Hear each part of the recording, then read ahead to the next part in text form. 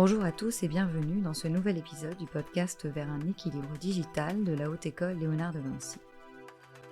Depuis nos studios, je vous accompagne dans cet épisode sur l'impact environnemental de nos usages numériques.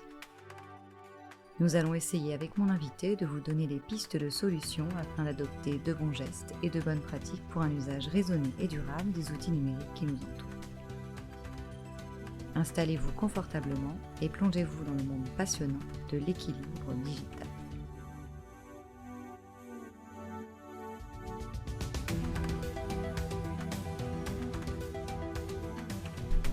Aujourd'hui, nous rencontrons Jules Delcon de l'Institut belge du numérique responsable. Bonjour Jules. Bonjour. Jules, est-ce que tu pourrais te présenter en quelques mots pour nos auditeurs et auditrices ? Eh bien donc, je m'appelle Jules, j'ai 28 ans, je travaille depuis bientôt 3 ans à l'Institut belge du numérique responsable qu'on pourra appeler ISIT, ce sera plus simple. J'ai fait des études en économie-gestion, j'ai fait un master en développement durable pour les organisations et je me suis intéressé dans mon mémoire à la sobriété numérique, aux impacts environnementaux du numérique et donc aujourd'hui c'est ma spécialité. Merci Jules. Aujourd'hui, on va parler dans ce podcast des usages du numérique. Est-ce que très brièvement, tu pourrais nous expliquer ce qu'on entend par usage ?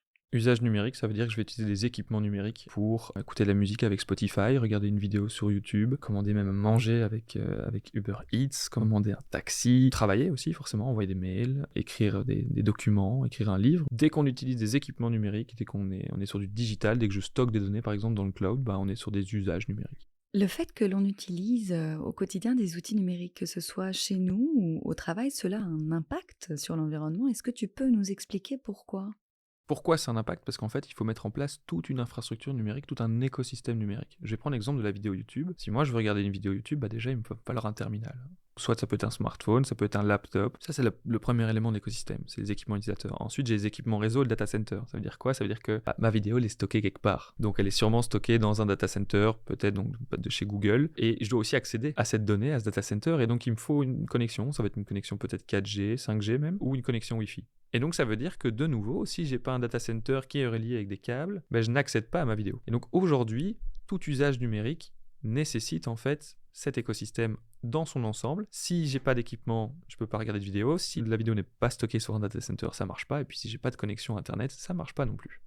En termes de chiffres, de parts, quelle est finalement l'empreinte environnementale du numérique aujourd'hui et comment calcule-t-on l'impact des usages dans cette empreinte ? Le numérique aujourd'hui, c'est environ 4 à 5% des gaz à effet de serre dans le monde. Donc, environ 1/20e ou 1/25e de l'empreinte carbone de l'humain, c'est le numérique. C'est-à-dire que l'écosystème, il est quand même conséquent, il n'est pas tout petit. Donc aujourd'hui, on a un écosystème qui est assez conséquent. Donc dans les études les plus récentes, on annonce qu'on arrive vers 7 à 8% d'ici 2025. Donc c'est clairement, en fait, on est en pleine digitalisation, on est clairement en croissance. On a de plus en plus d'usages numériques, on a de plus en plus d'équipements numériques. Et donc avant, par exemple, on n'avait pas de monde connecté. Maintenant, on voit qu'il y a une monde connecté, mais c'est des objets qu'on utilise, qui consomment des données, qui créent de la donnée, qui sont stockées. Ces données sont stockées, elles sont envoyées. Et donc il y a de plus en plus de digitalisation, il y a de plus en plus d'usages. Et ce qu'on remarque, c'est qu'il y a une hausse des usages. Clairement une hausse des usages, on fait de plus en plus de choses. Il faut aussi se rendre compte que les volumes échangés, dans les volumes de données échangées, ils sont de plus en plus conséquents. Ça veut dire qu'avant, on avait des vidéos de faible qualité. Aujourd'hui, on peut regarder des vidéos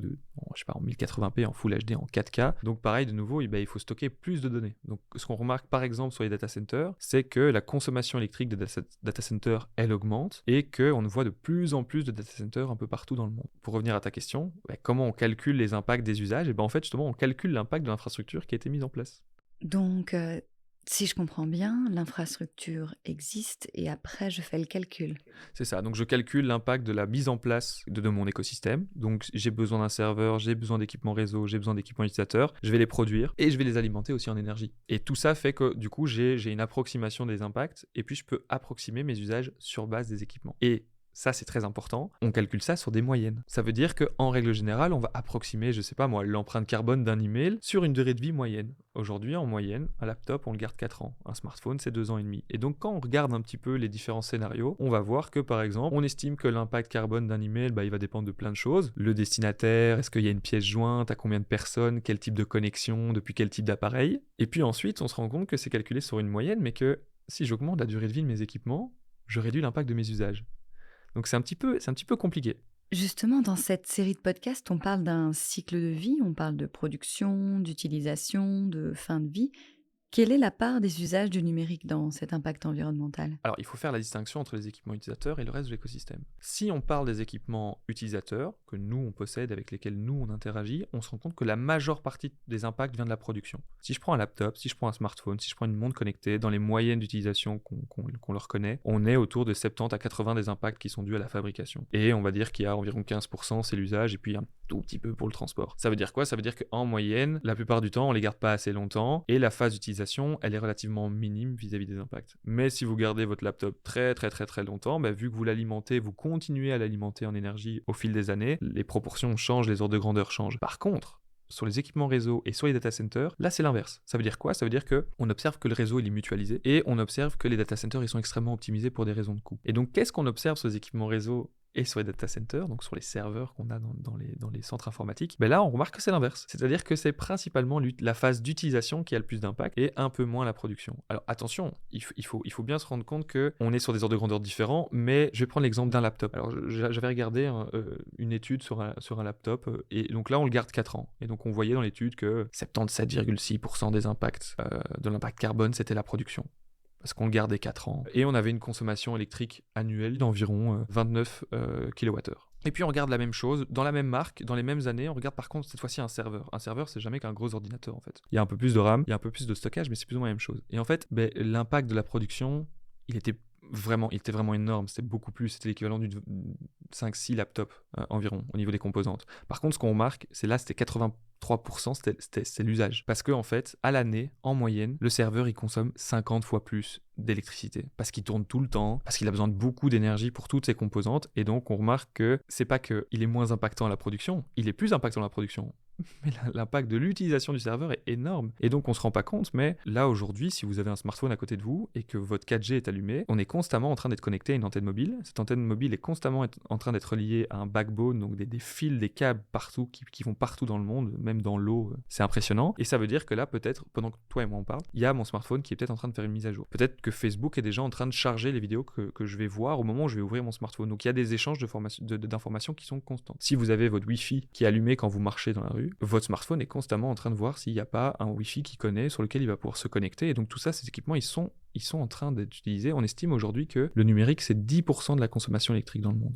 Face à ces constats, Jules, quelle est finalement la bonne approche à adopter? Donc, de nouveau, alors on rappelle les impacts. L'idée, c'est de se dire que de base, c'est la production des équipements qui a le plus d'impact. Donc, honnêtement, je préfère quand même quelqu'un qui a des équipements, qui les garde le plus longtemps possible, qui les répare et qui s'enfile 5 heures de Netflix par jour, que quelqu'un qui devient Amish au niveau des usages, rien du tout, pas de Spotify, pas de vidéo, pas de mail, mais qui change de smartphone tous les 6 mois. La bonne approche, c'est je réduis l'impact de mes équipements et de la production de mes équipements, et puis pour les usages, je fais attention à ce que ça réponde à un besoin et j'évite le gaspillage. Je vais prendre un exemple sur le gaspillage. Je vais au boulot, j'écoute de la musique en roulant en vélo, et donc j'ai mon Bluetooth qui est activé, et j'ai ma géolocalisation.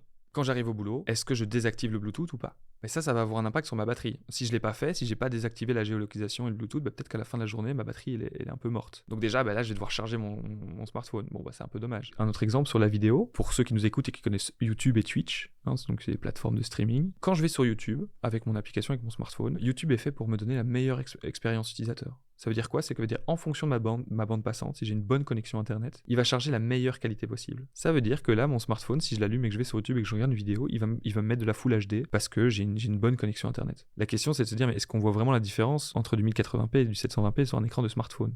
Non. Mais donc la 4K, ça sert à rien. Si, la 4K, ça sert à quelque chose. Si vous avez une salle avec 100 personnes et que l'écran, il est à 30 mètres de vous, oui, la 4K, elle sert à quelque chose. Au cinéma, la 4K, elle sert à quelque chose. La 4K dans votre salon, avec votre télé qui est à 3 mètres de vous, elle sert pas à grand chose, la 4K, à cet endroit-là. Donc, de nouveau, l'idée, c'est pas d'opposer la high-tech et la low-tech. L'idée, c'est de parler de wise-tech. L'idée, c'est de dire, je vais faire un usage approprié des technologies là où c'est intéressant. Merci Jules. Pour résumer, quelles seraient les attitudes à adopter pour avoir un impact environnemental significatif lors de mon utilisation quotidienne du numérique? Au niveau des usages, la première chose, c'est on va réfléchir à tous les usages qui sont énergivores. Donc dès qu'il y a une dépense d'énergie qui est conséquente, on va essayer de limiter ces dépenses d'énergie. Désactiver les fonctionnalités qui sont énergivores comme la 4G, le Bluetooth, le Wi-Fi, ou même la géolocalisation quand c'est pas nécessaire. Et ensuite, le deuxième, ça va vraiment être sur la vidéo. On remarque aujourd'hui que 80% des données qui transitent, des flux de données, c'est de la vidéo. Pourquoi ? Parce que c'est des contenus qui sont extrêmement lourds. Hein. Les vidéos, c'est des images par seconde. Donc, quand vous avez du 60 fps, c'est 60 images par seconde. Et donc, aujourd'hui, si on a une infrastructure réseau qui est au stade où elle est aujourd'hui, ça a été poussé dans les dernières années par les consommations de vidéos qu'on a. Clairement, le fait qu'on regarde des vidéos un petit peu partout, un petit peu tout le temps, ça a un impact. Alors, il faut bien se rendre compte qu'entre 720p et 1080p, on fait x2 en termes du volume de données. Si demain, je décide de mettre toutes les vidéos de YouTube en 4K, il va me falloir une capacité réseau beaucoup plus conséquente, il va me falloir plus de data center pour stocker des contenus qui sont plus lourds, il me faudra plus de puissance de calcul parce que je vais devoir traiter des documents qui sont plus volumineux. Et donc on se rend compte qu'en fait, nos usages vont avoir un impact direct sur l'infrastructure physique, les équipements et leur renouvellement. Pourquoi ? Parce que si j'ai des technologies qui sont extrêmement gourmandes, mais en fait, je vais créer peut-être un ralentissement sur ma machine. Si demain, j'ai toutes les vidéos de YouTube de nouveau qui sont en 4K, mais en fait, mon smartphone, peut-être qu'il va être plus lent en fait, à gérer des gros volumes de données. Peut-être que mon processeur ou ma RAM, elle suit plus en fait. Et donc, à chaque fois qu'on utilise des technologies, il faut qu'on se rende compte aussi que certaines innovations technologiques amènent de l'obsolescence au niveau des équipements. On entend beaucoup de choses en ce moment sur l'impact environnemental de l'IA. Est-ce que tu pourrais nous en parler brièvement ? Toutes les technologies ne sont pas foncièrement et intrinsèquement mauvaises ou bonnes. C'est toujours ce qu'on en fait. De nouveau, on n'est pas là pour dire qu'il faut arrêter de regarder des vidéos. Si vous regardez des vidéos pour un devoir de maths et que c'est super intéressant parce que c'est super pédagogique, c'est génial, regardez cette vidéo. Si on est dans une réunion, par exemple je suis un webinaire ou je suis un cours à distance, on est 100 dans la réunion Teams en visio, personne ne va voir ma tête, la miniature elle est toute petite, elle est même pas affichée, je peux couper ma caméra. Là j'ai une dépense inutile de données en fait, je vais consommer trop de données, on peut couper nos caméras. Mais si toi et moi là maintenant on a un call par visio et qu'on a besoin de se voir et qu'on a besoin de se parler, c'est plus intéressant de garder la caméra. Donc de nouveau il y a toujours une question de besoin et pour l'intelligence artificielle c'est la même chose. On a l'intelligence artificielle qui est utilisée pour de la recherche, pour de la médecine, pour de l'optimisation par exemple, de la mobilité. Il y a plein de solutions qu'on va trouver avec l'intelligence artificielle qui vont être géniales et celles-là il faut les garder. Il faut bien faire la part des choses. Par contre, on a certaines utilisations de l'intelligence artificielle qui ne sont pas forcément utiles. Quelqu'un qui fait des recherches Google avec ChatGPT, il ne se rend pas compte qu'il s'est beaucoup moins optimisé, que Google va dépenser beaucoup moins d'énergie que ChatGPT pour le faire. Parce que ChatGPT, il est là pour des problèmes complexes. Je peux prendre l'exemple d'une amie dont je ne citerai pas le nom. On était en train de jouer au loup-garou, on a voulu faire une variante pour que quelqu'un ne soit pas tout le temps citoyen, enfin villageois, et donc elle a demandé à ChatGPT de lui faire une variante du jeu. Est-ce que ça répondait à un besoin ou est-ce que c'était plutôt une envie ? Et donc là, le problème, c'est que en fait, on s'en rend pas compte, mais la technologie, elle nous amène énormément de confort. Et jusqu'où ça va aller, en fait ? On n'est pas du tout résilient. Pourquoi ? Parce qu'en fait, on choisit la facilité. Et c'est ça le gros problème avec les technologies, et notamment l'intelligence artificielle, c'est qu'elle nous amène beaucoup de facilité, mais que dans le même temps, on est en train de payer le prix. Est-ce que tu pourrais nous donner un ordre de grandeur par rapport à cet impact de l'IA sur l'environnement ? Alors, on a une super étude qui est sortie de Data for Good, ici en juillet 2023, où on nous apprend que, par exemple, pour ChatGPT 3, l'entraînement du modèle, il a eu pas mal d'impact. C'est assez conséquent d'entraîner une IA, il faut beaucoup d'énergie, il faut faire tourner le modèle, il faut capter beaucoup de données, il faut améliorer l'algorithme, etc. Et donc, historiquement, c'était l'entraînement des modèles d'intelligence artificielle qui avait le plus d'impact. Parce que je dépense beaucoup d'énergie à entraîner mon modèle, et puis j'ai 1 ou 2 chercheurs qui vont l'utiliser. Et ils vont faire une requête, une demande, de temps en temps. Le problème qu'on observe maintenant avec les intelligences artificielles, et par exemple les intelligences artificielles génératives comme DALL-E ou ChatGPT 3, c'est que en fait, le nombre d'utilisateurs, il a explosé. Et donc en fait, maintenant, c'est plus l'impact de l'entraînement qui est le plus important, c'est l'impact de l'utilisation. Ça ne veut pas dire que l'entraînement il est moindre, il est toujours aussi conséquent, mais en fait, ces technologies sont rendues disponibles à tellement de personnes et tellement de personnes les utilisent pour tout et n'importe quoi qu'au final, on a une consommation qui explose. Et donc, par exemple, sur ChatGPT 3, l'entraînement du modèle, alors on estimait que c'était 552 tonnes d'équivalent CO2, ok, je pose ces chiffres-là, mais en fait, le premier mois d'utilisation en janvier 2023, on a fait x18. Donc, l'impact de l'entraînement de ChatGPT 3 qui est conséquent, on a fait x18 de cet impact en un mois d'utilisation. Donc aujourd'hui, le problème des intelligences artificielles, c'est que le fait qu'elles soient tout grand public fait qu'elles sont utilisées. Et malheureusement, l'impact suit. Pour terminer, Jules, est-ce qu'il y a seulement des questions environnementales lorsqu'on parle des usages du numérique ? Est-ce que dans la manière de concevoir, de penser ces outils dans leurs usages, on peut aussi parler de questions liées au bien-être ? Ah, clairement, aujourd'hui, quand on regarde les équipements, ils ne sont pas toujours conçus pour durer très longtemps. Donc, on nous pousse un petit peu au consumérisme et à les remplacer trop souvent. Et ça, c'est la pub qui est très très forte là-dessus, ou l'obsolescence aussi, malheureusement. Et on peut par exemple parler d'obsolescence logicielle. Les logiciels sont faits pour que ce soit très compliqué de les maintenir longtemps. Et puis, on a plein d'enjeux aussi au niveau de par exemple, la dépendance aux écrans. L'idée, en fait, c'est sur la dépendance aux écrans et sur le temps d'écran. L'idée, c'est pas de dire qu'il ne faut pas faire de temps d'écran. Il faut avoir conscience de son temps d'écran. Et donc là, on va parler par exemple de la conception des services numériques. Si on peut prendre par exemple les réseaux sociaux. Instagram, l'algorithme est conçu pour nous faire passer un maximum de temps dessus. Pourquoi ? Parce qu'au plus je passe de temps sur Instagram, au plus Meta, qui détient Instagram, peut vendre de la pub. Et donc eux, ils gagnent de l'argent comme ça. Mais moi, j'avais pas prévu de regarder des vidéos pendant 4 heures sur Instagram. Et ça, je peux m'en rendre compte en tant qu'utilisateur ? Honnêtement, sans le mesurer, c'est impossible parce qu'en fait, c'est conçu pour pas qu'on s'en rende compte. Même moi, je n'ai pas la capacité de le faire sans être aidé. Sur Android comme sur Apple, donc sur iOS, dans les paramètres, il y a un truc qui s'appelle bien-être numérique, qui permet de monitorer son temps d'écran. Et là, de nouveau, je vais donner un exemple. C'est très intéressant, par exemple, de mettre une limite d'1 heure sur Instagram, parce qu'au moins, on voit à quelle vitesse on y arrive. C'est pas du tout intéressant de mettre une limite sur Spotify. C'est pas du tout intéressant de mettre une limite, par exemple, sur Waze ou Google Maps. Si vous vous déplacez en voiture, que vous êtes sur l'autoroute et qu'après 2 heures, Waze se coupe en disant maximum 2 heures, le minuteur s'arrête, je coupe l'application, mais vous êtes sur l'autoroute, vous avez plus votre navigation, vous deviez bientôt sortir, vous savez pas où c'est, vous êtes en train d'être sur votre GSM au volant à 120 sur l'autoroute. C'est pas une bonne idée. Donc le monitoring du temps d'écran, c'est pour prendre le contrôle sur ces usages numériques, c'est pas pour arrêter le numérique. Mais on va avoir des enjeux de bien-être. Il y a des enjeux d'addiction, il y a des enjeux de temps d'écran, il y a des enjeux sur le sommeil. Il y a des études qui ont prouvé qu'il y avait une corrélation positive entre le temps passé sur les réseaux sociaux et des symptômes de stress, dépression, anxiété. Au plus je passe du temps, au plus je vais potentiellement développer ces symptômes. Donc il y a des enjeux, il y a des volets humains, d'accessibilité, d'inclusion, de bien-être. Donc c'est lié, c'est-à-dire que c'est paramétré pour que je passe de plus en plus de temps sur ces applications. Pour contrer ça, Jules, qu'est-ce que je peux faire en tant qu'utilisateur ? Monitorer son temps d'écran, prendre conscience qu'effectivement, si je reste toute ma journée sur mon smartphone à regarder plein de vidéos, ma batterie, elle se vide super vite. Donc peut-être que mon smartphone, il va mourir un peu plus tôt. Et puis, je vais tomber sur plein de pubs qui vont peut-être m'influencer à acheter le dernier iPhone. Et puis, je vais aussi peut-être pas faire de sport alors qu'avant, j'aurais été faire du sport. Donc, il y a des enjeux de santé sur le fait qu'on passe trop de temps avachi sur Netflix, par exemple. L'idée, c'est pas de dire qu'il faut arrêter de regarder Netflix. L'idée, c'est juste de dire, si vous faites que ça, peut-être qu'il y a un problème. Par rapport à cette prise de conscience et à l'importance d'être informé en tant que citoyen, où est-ce que je peux trouver une information fiable sur les usages du numérique si je veux en savoir plus après ce podcast? Il y a un truc qui s'appelle calculatrice numérique responsable, qui permet en fait de dire, voilà, moi j'ai un laptop que je garde 4 ans, j'ai un smartphone que j'ai depuis 2 ans, j'envoie environ X mails par semaine avec des pièces jointes, je fais environ X heures de streaming, je stocke environ X gigaoctets de données sur le cloud et on vous donne un petit fromage avec vos ordres de grandeur, vos impacts. Et on donne ça avec les fameuses 2 tonnes de l'accord de Paris. Donc, on peut aussi rajouter des déplacements. Comme ça, on peut voir, entre le fait de me déplacer au boulot et d'utiliser le numérique ou le fait de rester à la maison, si vous allez au boulot en vélo ou en voiture, vous allez voir que la proportion du numérique va être plus ou moins grande. Donc, c'est assez sympa. Et alors, il y a aussi, de nouveau, sur le site de l'ADEME, l'Agence de la transition environnementale en France, il y a quelque chose qui s'appelle DataGir. C'est un mot valise entre data et agir. Et là, vous avez un convertisseur CO2. Et donc, je peux convertir 1 heure de streaming vidéo avec 1 kilo de carottes, avec la production d'un laptop neuf, avec 1000 km en voiture. Et ça donne des ordres de grandeur.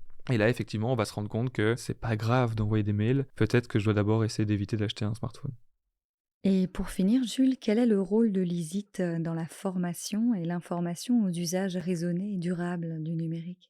Mais nous, du coup, on est là pour de nouveau expliquer aux organisations quel va être l'impact du numérique dans son ensemble. Et puis là, il y a 3 grands volets. Les équipements, les usages et les services, et ça fait partie d'un tout. Donc si je prends par exemple une banque, mais eux, qu'est-ce qu'ils ont ? Ils ont une application bancaire pour leurs clients, ils ont des services qui tournent non-stop, donc ils ont une grosse infrastructure numérique avec des services, mais ils ont aussi des services numériques pour leurs employés. Par exemple, les employés, ils envoient tous des emails, ils font tous des visios. Et donc la question c'est, est-ce qu'on peut mettre en place une charte de bonnes pratiques ? Et donc on voit que dans d'autres organisations avec lesquelles on travaille, si on fait un call à nous deux, on garde la caméra. Si on fait un webinaire et qu'on est 100 dans le call, la personne qui parle va éventuellement activer sa caméra, mais pour les autres, on va couper la caméra. Pour les emails, on va avoir plein de bonnes pratiques. On va éviter par exemple les pièces jointes, on va mettre des hyperliens vers la donnée qui est centralisée sur le SharePoint, sur le OneDrive, donc sur le stockage de l'entreprise, parce que la donnée elle est déjà stockée quelque part. Donc si je commence à la mettre dans les mails, en fait je la réplique et puis elle fait des petits et on se retrouve à 10, 15, 20, 30, 50 copies. C'est un petit peu du gaspillage. Et donc on va vraiment les aider sur les usages à dire quelles sont les bonnes pratiques à mettre en place. Et c'est de nouveau, c'est pas... on ne vous demande pas de retourner dans votre cave, de retourner à l'âge de pierre. C'est vraiment dire, vous avez un besoin, on va répondre à ce besoin, mais on va faire des choix dans nos usages qui vont être différents et qui vont avoir différents impacts. Merci Jules d'avoir participé à cet épisode du podcast Vers un équilibre digital proposé par la cellule Transition et le Centre de développement technopédagogique de la Haute École Léonard de Vinci. Merci à nos auditeurs et auditrices d'avoir exploré avec nous des solutions pour tendre à l'équilibre. Si ce podcast vous a plu, n'hésitez pas à le liker, le partager et le diffuser autour de vous.